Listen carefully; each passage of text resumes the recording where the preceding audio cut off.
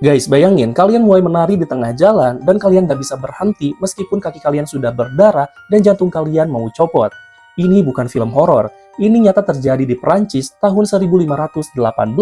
Ribuan orang menari sampai mati dalam fenomena yang disebut The Dancing Plague. Semuanya dimulai dari satu orang wanita bernama Frau Trovia.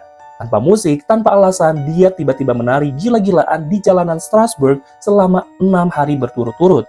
Nah, bukannya berhenti, wabah ini malah menular. Dalam sebulan saja, ada 400 orang yang ikut menari tanpa henti di bawah terik matahari. Mereka nggak makan, nggak minum, cuma menari sampai pingsan atau serangan jantung. Dan hal yang paling gak masuk akal adalah respon pemerintah pada masa itu. Bukannya mengurung mereka, para dokter malah bilang kalau mereka harus terus menari buat menyembuhkan penyakitnya. Mereka bahkan ngebangun panggung dari kayu dan nyewa musisi profesional buat ngiringin orang-orang malang ini. Dan hasilnya, bukannya sembuh, malah jumlah orang yang tewas terus makin melonjak setiap harinya. Lalu sebenarnya apa penyebab ini semua?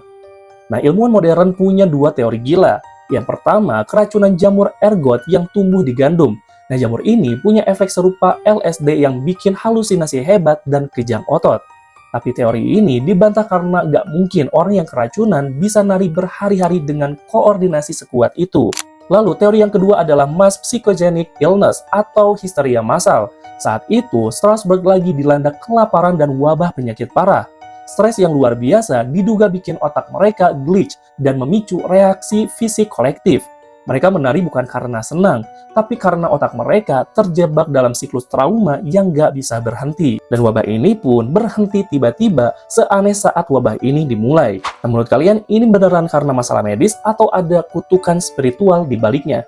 Yuk tulis pendapat kalian di kolom komentar.